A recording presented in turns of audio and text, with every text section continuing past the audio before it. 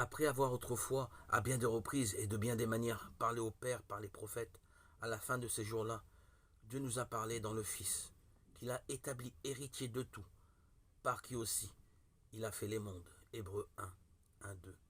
La portée de ces paroles est très vaste, et nous devons marcher ici avec des pieds déchaussés, comme sur une terre sainte. Exode 3, 5. Quelle plénitude divine nous trouvons là. Dieu a parlé dans son Fils. Le Fils de Dieu est le thème de ces versets. Il est celui que Dieu nous a fait connaître dans sa grâce infinie. Il a donné à chacun d'entre nous la connaissance du Fils de Dieu.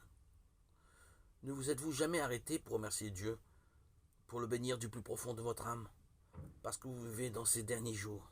Voudriez-vous échanger votre place avec Moïse, qui a vu cette gloire que Dieu était en mesure de révéler en rapport avec la loi? Voudriez-vous échanger votre place avec Ésaïe, qui a vu dans le temple le Seigneur assis sur un trône haut et élevé, et toute la gloire qui pouvait se manifester dans une maison faite de main?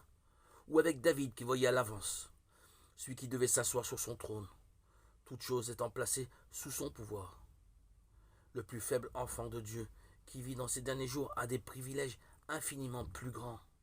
Notre Seigneur a dit: beaucoup de prophètes et de rois ont désiré voir ce que vous regardez, et ils ne l'ont pas vu. Entendre ce que vous entendez, ils ne l'ont pas entendu. Luc 10, 24. Il n'y a rien de plus grand, rien de plus merveilleux.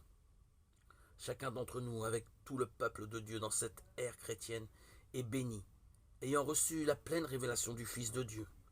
Tout ce que Dieu a à dire, à faire connaître. Le Dieu qui a dit que du sein des ténèbres brille la lumière. C'est lui qui a brillé dans nos cœurs pour faire resplendir la connaissance de la gloire de Dieu dans la face de Christ. 2 Corinthiens 4, 6. Paul dit cela à propos du service que Dieu lui a donné. Complétez la parole de Dieu, Colossiens 1, 25. C'est elle qui révèle pleinement Christ. Ta parole à ton Fils lui-même veut sans cesse attacher nos cœurs, dévoilant les gloires suprêmes de la personne du Seigneur.